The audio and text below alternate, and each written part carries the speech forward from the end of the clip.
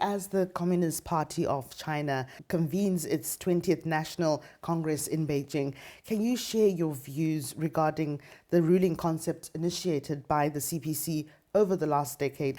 What has impressed you the most? I'm also pleased to proclaim the fact that we have signed the agreement to join Belt and Road Initiative in 2018. We also benefited from the provisions of this agreement and the Belt and Road Initiative, and we are working hard to make sure that we also continue benefiting from this initiative. As for the philosophy of building a community of a shared future for all the mankind, this philosophy is very important for us. And the ideological thoughts of this philosophy is actually marching with the political ideology of our ruling party, which is the SPLM, which actually centered in a sense that people should remain our priority. We should make sure that we deliver services to our people, and we should make sure that we keep our people united.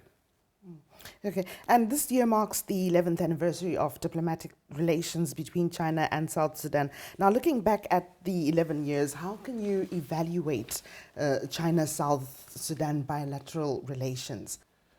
These 11 years were full of very productive, encouraging, and excellent engagements.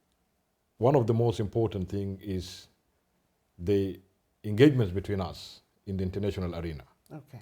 We are very thankful for the continued support. Our two countries keep engaging.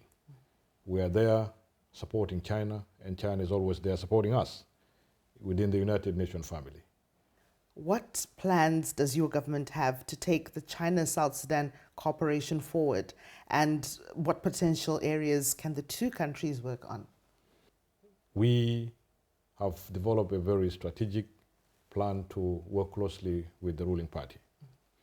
We will be working closely to make sure that we develop agricultural sector. All right. Because China is well known of its experience and technology in developing agriculture sector, to allow us to access also Chinese market that can also help our economy.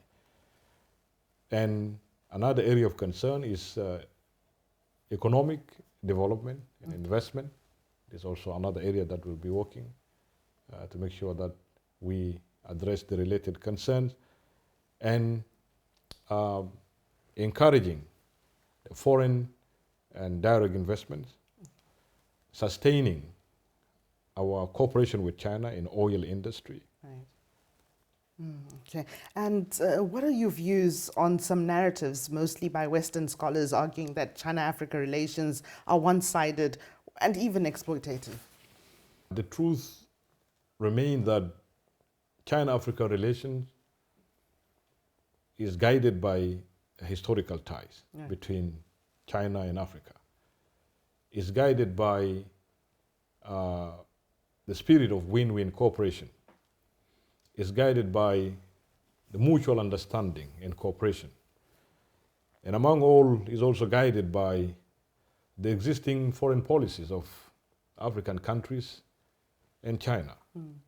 African countries, we are sovereign countries, we have our foreign policies addressing our needs and engagements with our foreign partners.